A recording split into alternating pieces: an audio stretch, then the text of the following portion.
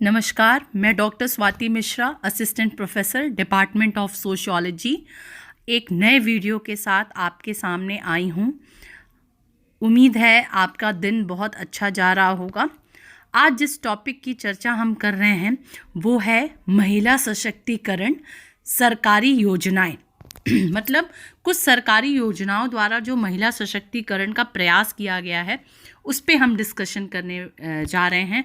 हो सकता है ये जो सरकारी योजनाओं से जुड़े हुए जो वीडियोस हैं वो 2 या 3 पार्ट्स में बने, क्योंकि बहुत सारी सरकारी योजनाएं हैं तो कुछ इम्पॉर्टेंट प्रोग्राम्स और पॉलिसीज़ को मैं यहाँ पर मेंशन करूँगी।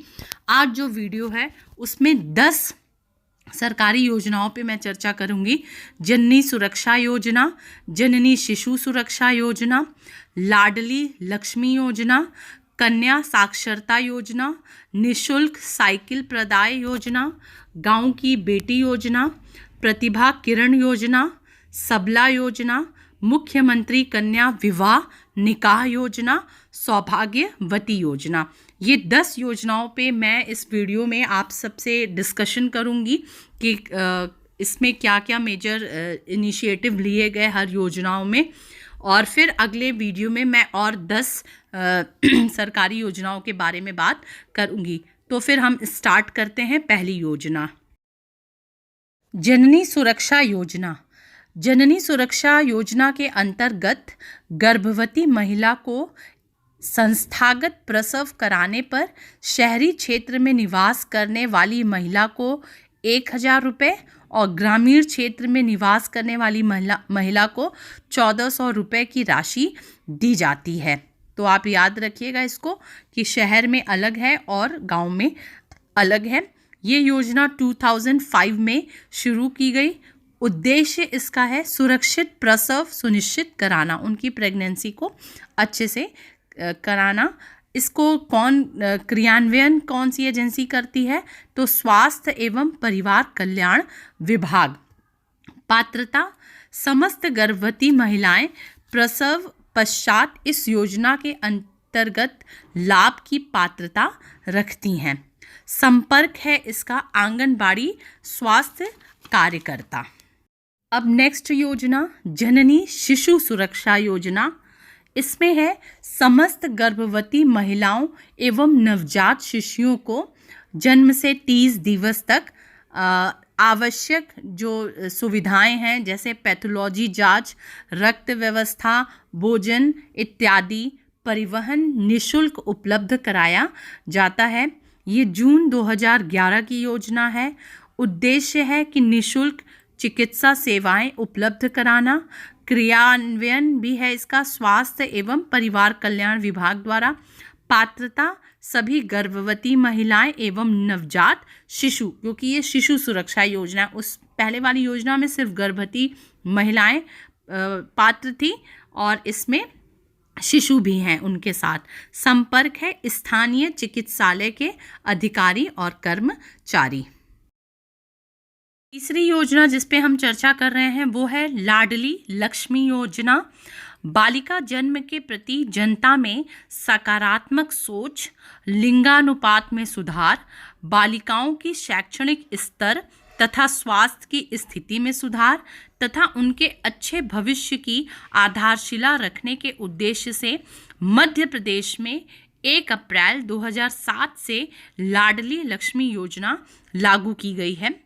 आवेदन की प्रक्रिया क्या है इसमें? जिनके माता पिता मध्य प्रदेश के मूल निवासी हैं, ये मूलतः मध्य प्रदेश की योजना है, आप मेंशन कर सकते हैं। आयकर दाता न हो, द्वितीय बालिका के प्रकरण में आवेदन करने से पूर्व माता पिता ने परिवार नियोजन अपना लिया हो, ये सिर्फ 2 बच्चों के लिए ही मिलता है, तो सेकंड में ही हमें ये शो कर देना होगा कि हमने परिवार नियोजन से संबंधित जो भी चीज़ें हैं उनको अडॉप्ट कर लिया है।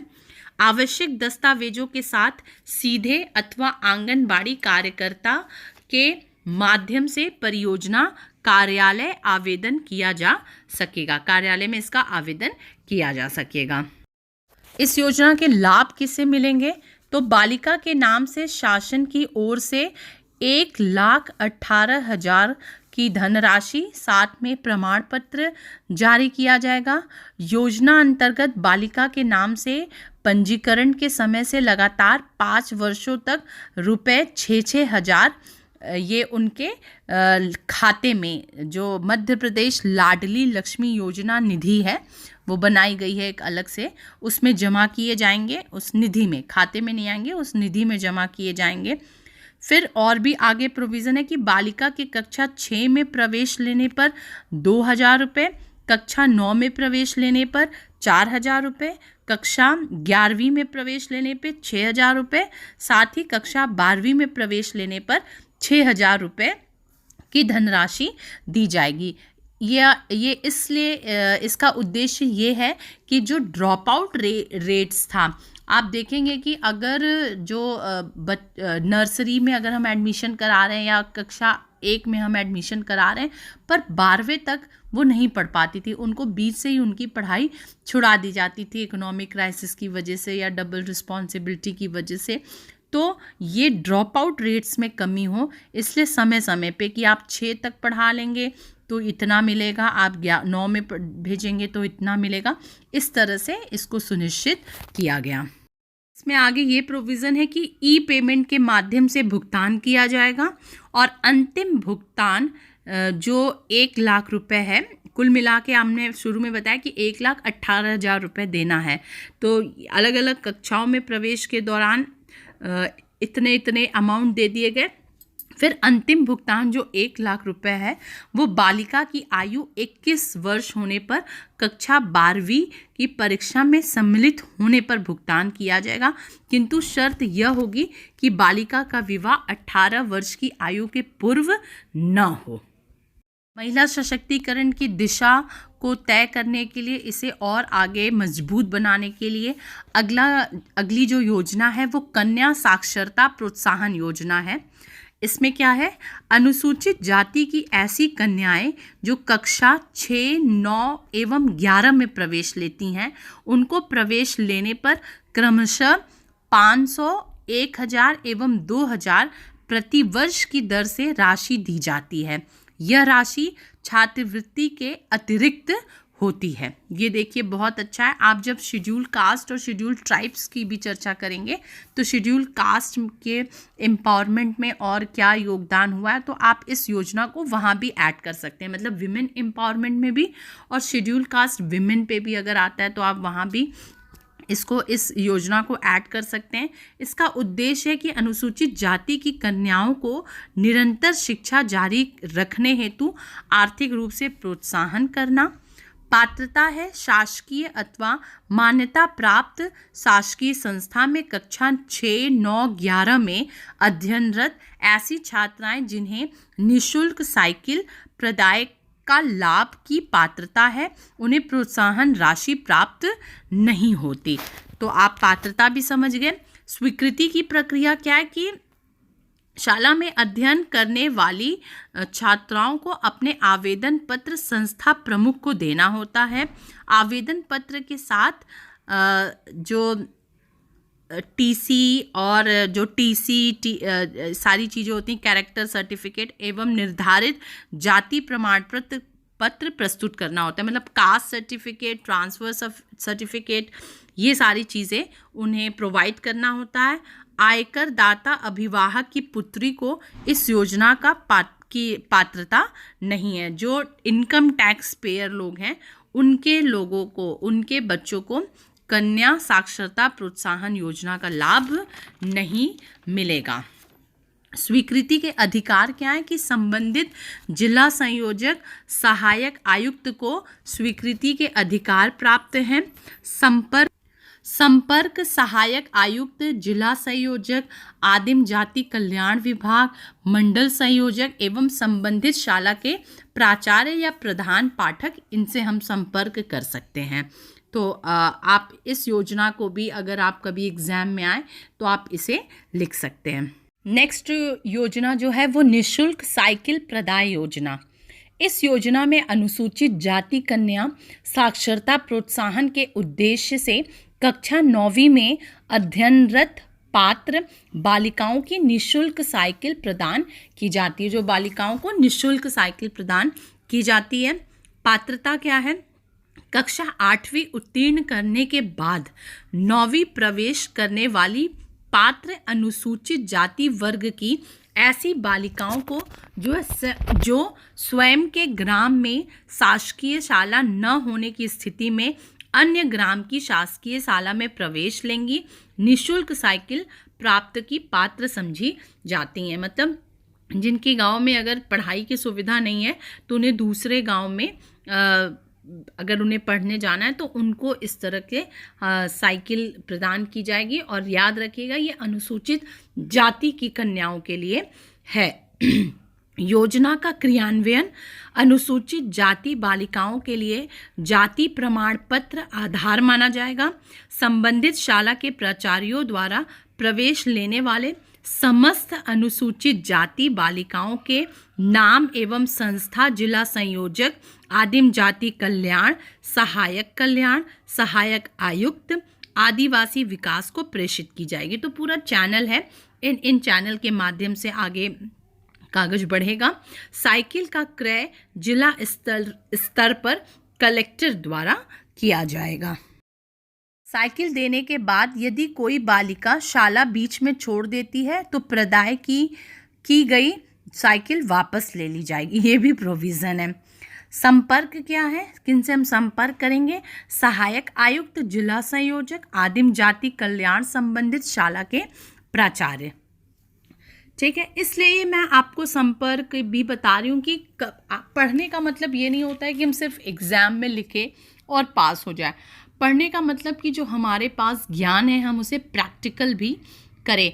तो अब अगर आप गांव से बिलोंग करते हैं, आप इर्द गिर्द किसी जो कन्या है उनको प्रॉब्लम्स देख रहे हैं, तो आप अगर ये सारी चीज़ें जान रहे हैं, आप योजना के तो बारे में जान रहे हैं, पर अगर आपको पता ही नहीं कि हम किससे संपर्क करेंगे तो फिर आप प्रैक्टिकल नहीं कर पाएंगे, आप लोगों की हेल्प नहीं कर पाएंगे। इसलिए मेरा उद्देश्य यहाँ पर संपर्क भी बताना है। नेक्स्ट योजना है गांव की बेटी योजना।